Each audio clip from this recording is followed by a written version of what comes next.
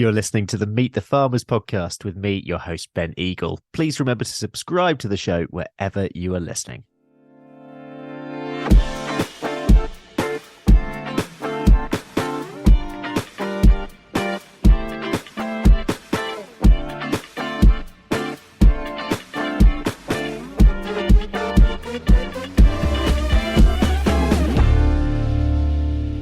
Hello, everyone, and welcome to episode 232 of the Meet the Farmers podcast with me, Ben Eagle.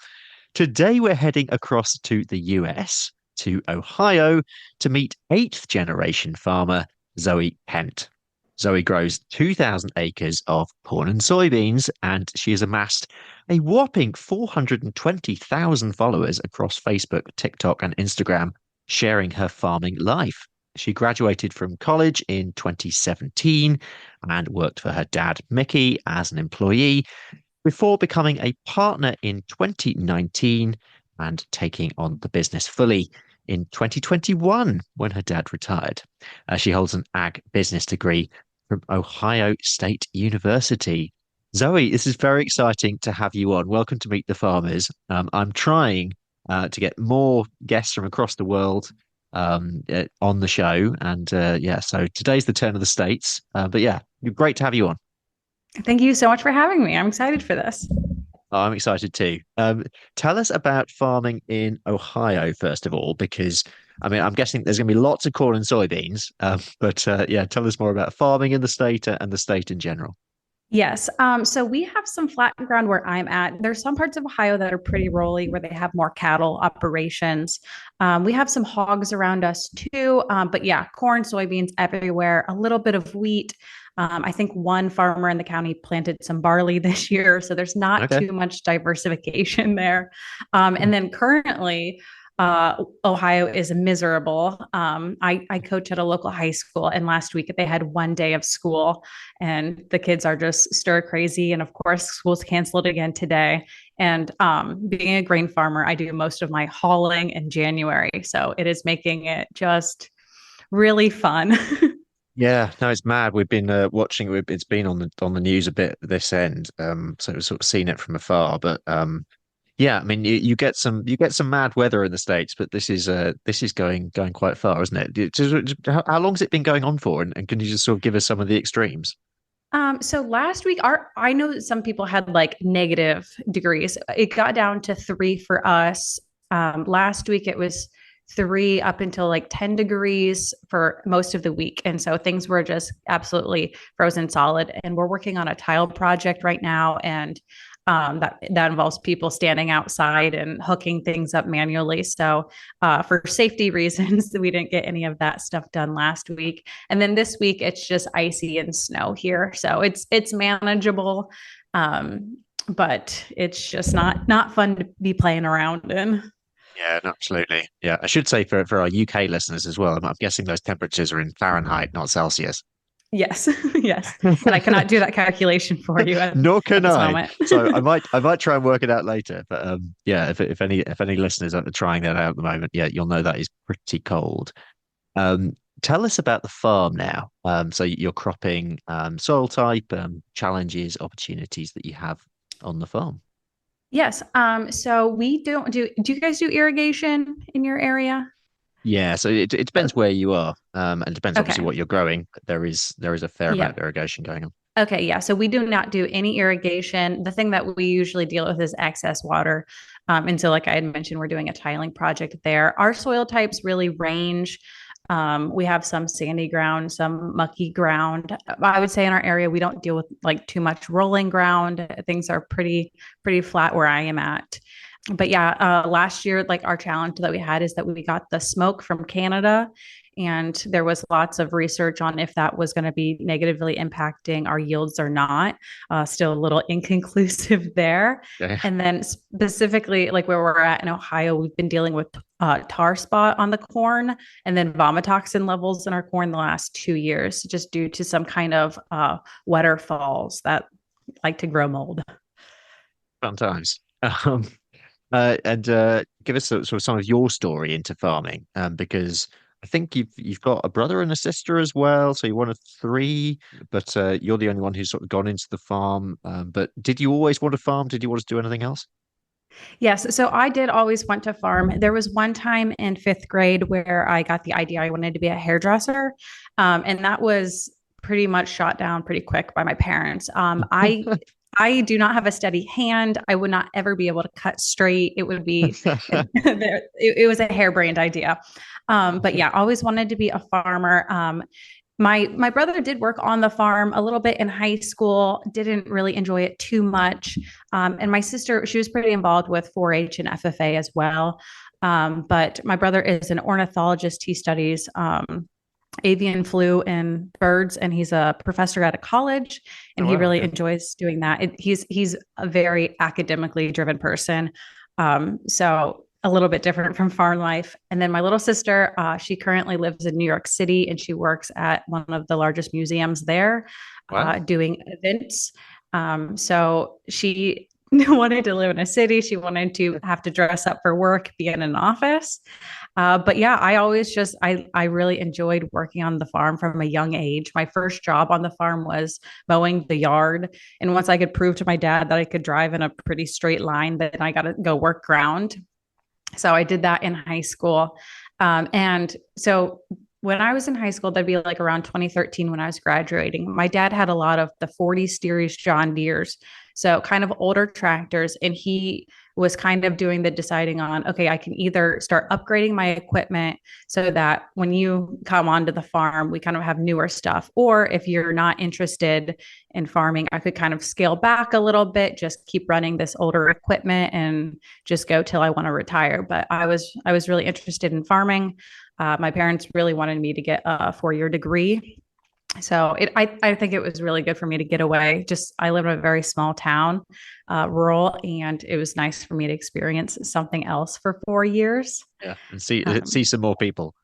yeah, meet people with different backgrounds. We have a very white demographic here in my town. So it was nice being able to experience different cultures, different people of economic, status. So it was really good. So yeah, and then I came back to work with my dad, and it's been fun ever since. Yeah, I bet it has. Now you're the eighth generation on your farm at the moment. So whenever I meet a farmer who's been the family's been farming, especially in the same place that long, I'm a little bit obsessed with sort of finding out the history about it. So can you give us some history of the Yes. place? Yeah. And that's one of those things. Usually, when I say I'm eighth generation, people assume I'm a huge operation and I've amassed all of this ground that's paid for. Yeah. That's not quite the situation, just because with, every generation, things get split up, split in half, split into thirds or Yep. fourths. But yeah, so 8 generations ago, a man moved to my town, and they did, it was through a land act where if you farmed a field for a certain number of years, you could keep it. So it was like 50 acres, and that Oh, that wow. farm has been passed down.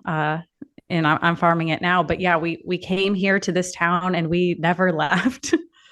Amazing. I was going to say, yeah, 50 acres to 2,000. That's pretty good progress, I'd say. Yeah, and my dad, he's responsible for a lot of it. His dad, my grandfather, had only farmed 300 acres, so my dad really expanded the operation. I'm really proud of him for that. Yeah, amazing. And what about you've recently gone through the transition between your dad and yourself in terms of succession. We're talking more and more actually, certainly on the podcast, and in ag generally in the UK about just actively talking about succession because a lot of people just don't. Certainly, a lot of family farms just don't want to talk about it, maybe until it's too late. But you've gone through this process, so I'm interested in how you dealt with the farm succession planning process and how easy that's been. Yes. So, and there are a few factors on why we decided to do it when we did. One just being my dad, uh, he stressed for many years on what was going to happen to the farm when his dad decided to retire, because he did not want to talk about it. He didn't want to have those conversations. And so my dad for years, just stressed about how it would happen, and it worked out exactly how it should have. But he wanted to transition it at a younger age so that I would be set up knowing what I was doing. Yeah. And he's had a few health issues. So starting in 2019, he wasn't able to do a lot of the physical labor. And so that was kind of another factor there. But we had kind of decided it would be it's one thing to be business partners with your dad being 51%, you being 49, because really he's making all the calls. And it's one thing to watch someone make the decisions, and it's a whole other thing to be the person that's making those calls Yeah. and learning from your own mistakes. And for me, I take everything personal. But it's been good. And I think the key to making it be successful is we've been having these conversations for 10 years. Not to say that if you need that long to make a successful plan. But since I have siblings, it was like, okay, this is what we're going to do. This is how we can be fair to everyone. And then just lots and lots of conversations with our lawyer, with our accountant, with our loan officers, because, being a farm that has a lot of loans, you transition debt. So it was just keeping everyone in the loop and no surprises. And what kind of made our transition from being partners to me buying my dad out is that when we made our LLC and we became partners, we put that transition plan into place on what we would do. Now, we expected to be partners for 5 years. And then when it got to the 3-year mark, that's when we decided, it's going to be the same thing if we transition now or in a couple more years. So we're just going to go ahead and do that transition. Amazing. So does this mean your dad now works for you? So he is my largest landlord. I unfortunately do not own any ground at this Okay. time. So while I'm in charge, he can pull a few strings being my landlord. Yeah, I can imagine. This episode is being supported by our primary sponsor, Howden Rural, which is the new name for A-Plan Rural. The Howden team shares my passion for giving a voice to farmers, and we are both driven to raise the profile of farming voices to a wider audience. Howden Rural do a lot of work on social media themselves, sharing farming accounts and farming stories. They have a rural community blog which shares farmers' experiences. And they also support a growing number of initiatives that champion UK farmers, including this podcast. So a big thank you to Howden Rural for supporting Meet the Farmers. Let's move on to talking about a situation that happened on the farm actually a few years ago, which I was really sorry to hear about. But you lost a full-time employee who'd been with you on the farm for 23 years. This was back in 2018. He had an accident, and that must have been a really really difficult time. Um, but yeah, so I'm just wondering if you could like take me through the impact of that, because when I speak to people who farm accidents happen, accidents happen generally as well, um, and but this does have, especially when it's someone who has that huge amount of experience on a place, it has a huge impact on a farm. Yes, for sure. So our employee's name was Johnny. He was hired the year I was born, actually. So my mom has always worked full time, and when there was two of us, my dad had a lot of running around to do, and he decided he needed to get some help on the farm. And he'd grown up with Donnie, and so he came to work on the farm. And obviously, being at the farm for 23 years, there were many things that he did that my dad didn't even know how to run anymore. Like he ran our grain bins. And he was completely in charge of all of the spraying that we did. And Wow. so, full-time employee, he did a lot of things. And so, initially when he passed away, obviously we were devastated, and, we didn't start making changes, for a couple of weeks, just because, it was fresh. But we had decided at that time that we needed to make things easier for ourselves. So rather than trying to find someone else, shove them into the position and try to, have someone fill all of those roles for us, we decided to cut back some of the things that we were doing on the farm and kind of streamline some things. So one of the things we did is we sold our sprayer, and we got a co-op to do our spraying for us. And then we had a part-time employee who had just been helping out in the falls, that we asked him to work some more hours. And he originally said no. He originally said no, just he owns his own business and he had a really good year. And he said, I don't think I can put that many more hours in. And then I believe it was an hour later, he called back and he's like, no, no, no, this is a huge mistake. I've always wanted to farm. Of course, Oh, yes, I great. will, I will come on. Um, so we've kind of just rearranged some of the roles that we do here. But it was one of those things where it took a full year of going through a full crop, and it was like we would find tools and stuff, and it was like, oh, Donnie must have used this to get this lever unstuck, and you could kind of, it was like we were just learning as we were going. But it's one of those things I don't regret, because some people say that someone who's in charge of an operation should know how to do every single task, and other people would go and would say that people should specialize and you should just focus on working on the business and not in the business. Yep. And I don't regret having him do those things. And yeah, it was a little bit of a learning curve after he had passed. um, but it was definitely an experience that taught me that that was something I hadn't even like occurred could happen. Because so when my dad growing up, he had many different health issues. And so I was always like, oh, one day my dad's going to be gone.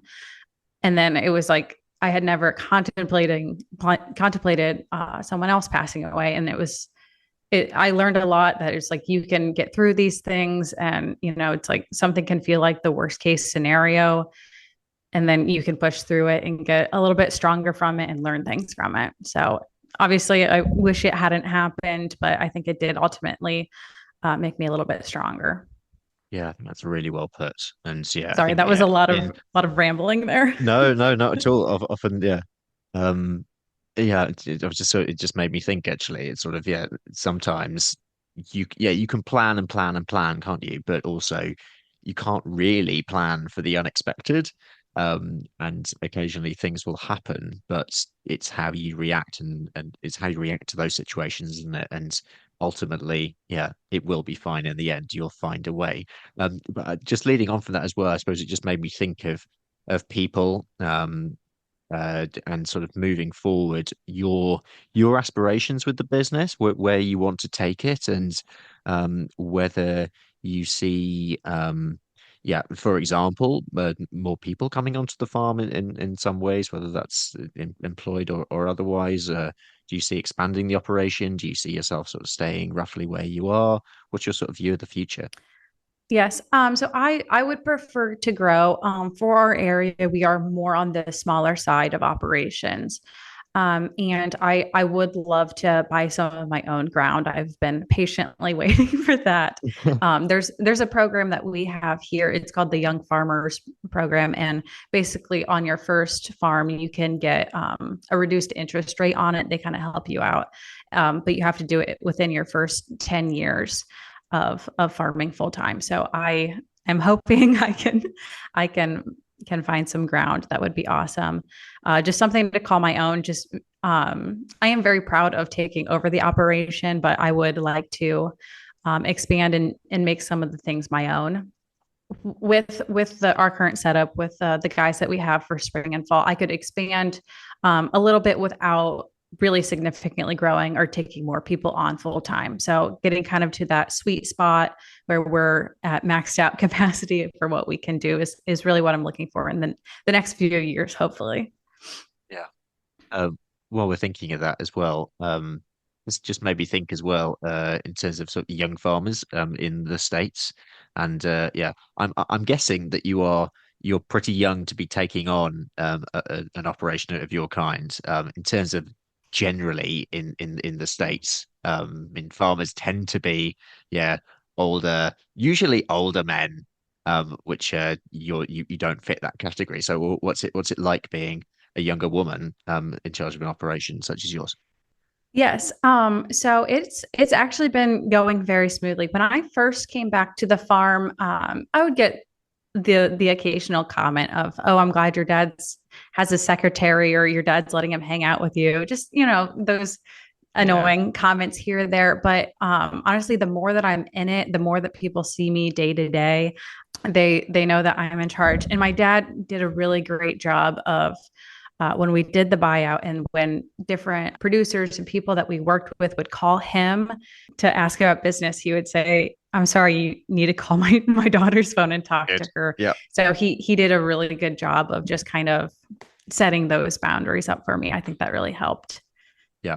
And in terms of diversity generally, so again in the UK, we've just had the Oxford Farming Conference, which is a big conference here.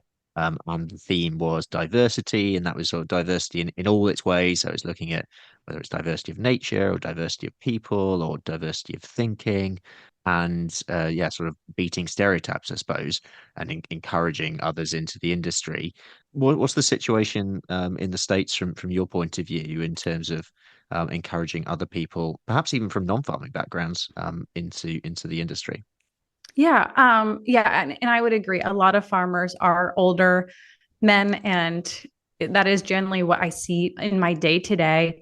But when I started posting online, I kind of went in with the intention of finding a community because I was just with men that were 30 years old or older than me every day. Yeah. And my dad was, transitioning to retirement. And so I craved talking to people that were, getting started and were like hungry to start things. And so online, I've really found a lot of younger people that are getting into the industry, and it's been really encouraging. And I do think social media plays a really big role in inspiring that next generation to get into agriculture. Yeah. Let's talk about that and how your social media grew. But first of all, why did you start it? And did you start on Instagram? Where did you start? No, I started on TikTok, which is kind of ironic because it's my Okay. smallest platform.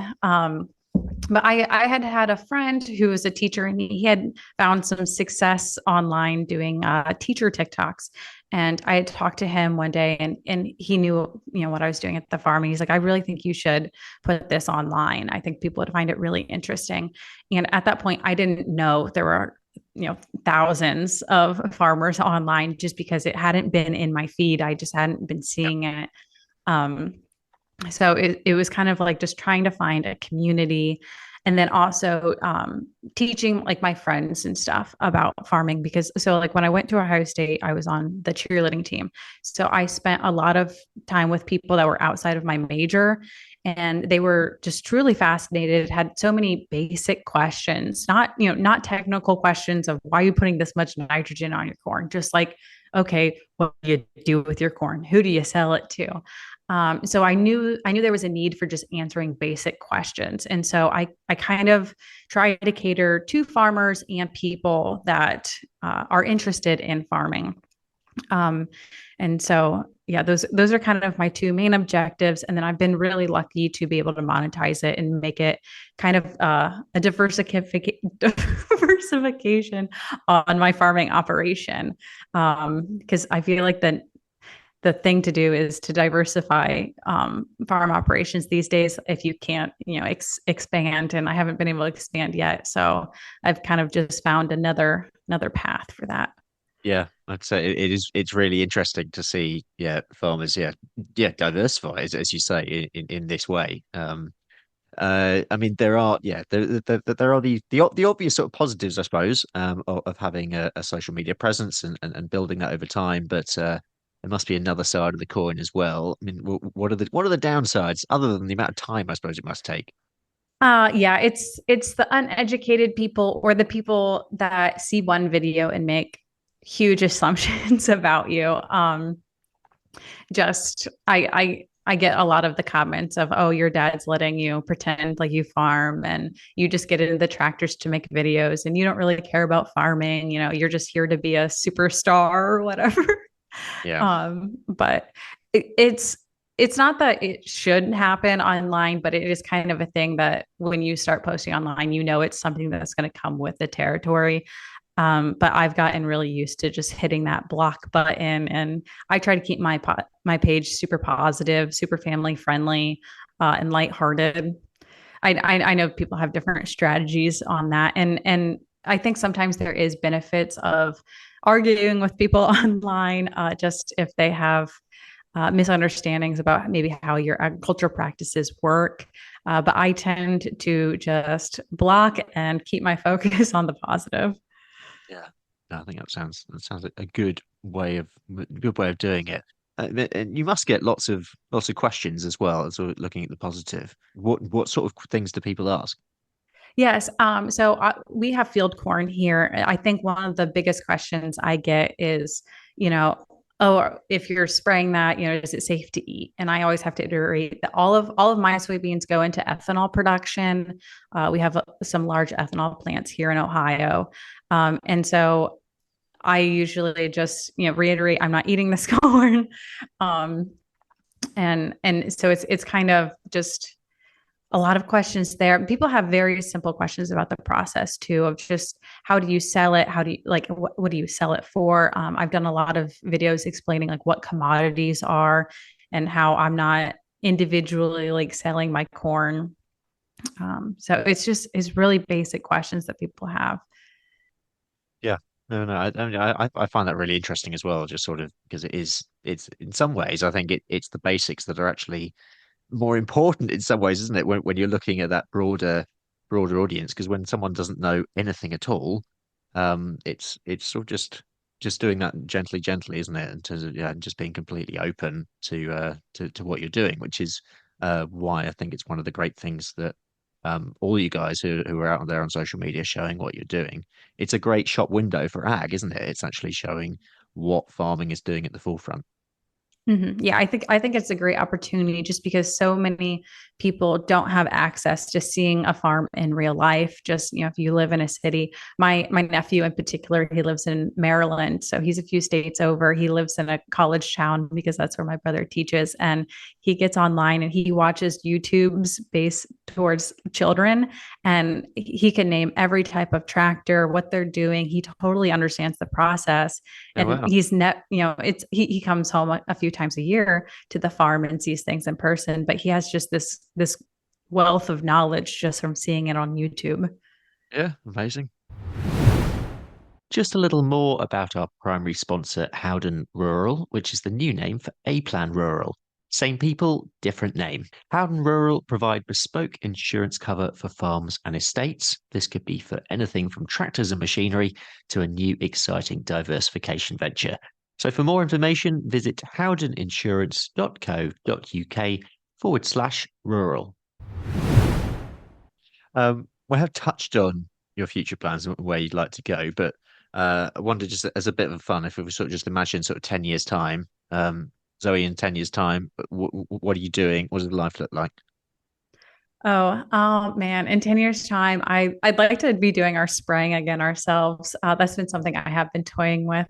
I'd love to have a new dryer set up, just things being more of a well-oiled machine around here. And I'm excited. I'm trying a few different methods. We've gone back and forth with no-till and cover crops and a few different conservation practices, and just seeing kind of where that farming goes and what really works long way. And we've also been trying chicken litter on our farming operation for the first time this year. And so I'll be really interested to see which practices we stick with, and just kind of what our standard practices end up being down the road. Yeah, amazing. So you're quite early on into those trials, especially with zero till, for example. Yeah, so we have one farm that's been in no-till for 8 years, and then we have a few that we've put in recently, and then with cover crops, I'd say really in the last 4 or 5 years, that's we've been trying different things, and definitely been learning a lot there. Just we've been finding you really have to manage them because we got slugs and we got voles, just due to that additional stuff out there, the more residue sitting in the fields. So really kind of learning how to manage it and use it efficiently. Interesting. Meet the Farmers is brought to you by RuralPod Media, the only podcast production agency to specialize in the rural sector. We're on a mission to make rural stories mainstream and help businesses, organizations, and communities like you tell your story through podcasting. Podcasting is a fantastic way of connecting with your audience, whoever that might be, getting your message out there and networking with leaders in your niche. RuralPod Media can help you by launching your new podcast or helping you with the technical side. We also provide podcast training and an audit service if you already have a podcast. You're not sure where to take it to next. For more information or to book a call, visit ruralpodmedia.co.uk. That's ruralpodmedia.co.uk. Let's move on to the quick questions. These are a bit of fun. The first is if you could travel anywhere in the world, because we know that farmers don't often get off their farms and they should do a little bit, where would you go and why? Okay, this is a lame answer because I've already been here, but Hawaii. We went to Hawaii for the first time this summer. My fiance's been to all 50 states, and that was the last state for Wow, him to go to. he's been to all And 50 states. yep, That's yep, amazing. that was a goal he wanted to go to him by the time he was 30, and he was 30 and a half when we got to Hawaii, but we kind of Wow. saved the best for last. But yeah, it's a lovely place. But I would love to spend more time in the UK as well. Just went in December and it was just lovely. Yeah, absolutely. Come over. Yeah, May, June is especially nice, although that's going to be a busy time. It's a busy Yeah. farming time, so it's a bit of an issue. Um, Mhm. and the second quick question is your all-time favorite song or something when you're Oh, when you're out in the tractor cab. What are you listening to? okay. It's all Taylor Swift all the time. I am a huge Swiftie. There's Yeah, almost never country music playing in my tractors. It's almost always exclusively Taylor Swift. yeah, vote for Swiftie there. And the final questions, Zoe, if you had any message for the public, one message, what would it be? Be curious, stay curious. I think sometimes people can latch on to one fact and it's I heard this, I heard that, but if you listen and you seek out good resources, you can learn a lot. Yeah. And a message for your fellow farmers, wherever they are in the world. Yes. I know for me personally, the last few weeks, I've really been struggling with just the markets have been down and it has been cold and damp. And just like a reminder to everyone that farming is cyclical. You're going to have good years, you're going to have bad years, you're going to have good weeks, you're going to have bad weeks, but it's going to get better. Brilliant. I like that message. Yeah. Stay positive, guys. And finally, your recommendation for a blog, podcast, or social media account to follow, which can be farming, but it doesn't need to be farming. Well, follow me at Farm Zoe, shameless plug. Oh, absolutely. Get um, that in there. I was going to ask no, you that afterwards anyway, but yeah. no, I really enjoy the Farm for Profit podcast. It is a banker, a auctioneer, and a farmer, and they have experts on one day a week, and then they have fun podcasts where they have just friends and other people in the industry on. And I think it's really educational while also being entertaining. Brilliant. Great plug for that one. Um, we'll leave it there. Zoe, thank you so much for coming on. That went really quickly, but yeah, it's been an absolute pleasure having you on the podcast. Thank you. Thank you for having me. That is it for today. A big thank you to my guest, Zoe Kent, for coming on the show. Thank you also for listening and to our primary podcast sponsor for the show, Howden Rural Insurance. Any links, anything mentioned in today's show, that's in the show notes, including we'll put links to Zoe's social media handles in there as well. Next time, I'll be visiting Mike Duxbury on his farm, the Inclusive Farm. Mike's story as a blind farmer is really inspiring. So I hope you can tune in for that.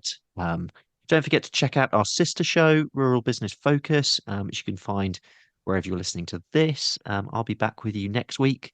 But for now, I'm Ben Eagle. This has been Meet the Farmers. Thank you very much for listening.